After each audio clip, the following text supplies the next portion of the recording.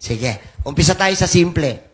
Headache, migraine, dizziness, vertigo. 4 na simpleng sakit. Ano ang pagkakaiba-iba? Ang headache ay pagsakit lamang ng ulo. Ang migraine, higher level of pain. Pag sinabing migraine, hindi po yan pagsakit, kundi pagkirot sa Tagalog.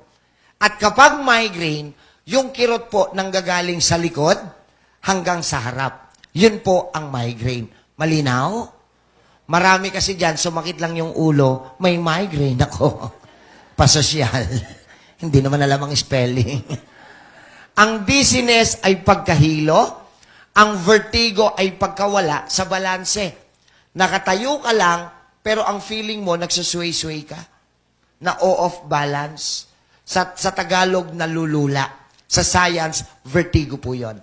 Isa lang ang pinagmulan ng 4 na sakit na to. Ano yon? Hindi ka nakaka-consume ng 8 glasses of water araw-araw. Period.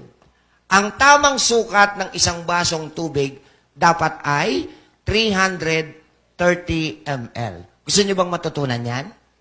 Are you sure? Ang katawan ng tao po yan, ano ho? Tanggalin ko to. May buntot eh. Ang katawan ng tao, 70% tubig ang laman. Yan yung normal level ng katawan natin. Ang ulo natin, brain, ang utak natin, almost 80% tubig din ang laman. Okay? Every time na magsasalita po tayo, bumabagsak po yung water level sa katawan natin. Bakit? Kasi habang nagsasalita po tayo, nagre-reproduce tayo ng laway. Kaya yung mga chismosa, alam na, ano? Sumasakit ang ulo nila, buti nga. Dapat nga dyan sa mga yan, stroke agad. Okay, may tinatamaan. Okay, pag po kayo ay, nagpupuyat, umihi, bababa yan.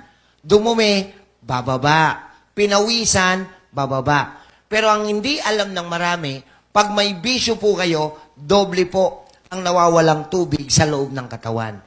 Ang sigarilyo at alak ay nakakasunog ng tubig sa loob ng katawan natin ng doble pa kaysa pag pinagpawisan ka. Pag nagpupuyat po kayo, doble din po yung natutuyot na tubig. Okay? Ang tawag namin dito, dehydration. So, sa madaling salita, bumagsak sa 70% yung tubig sa katawan.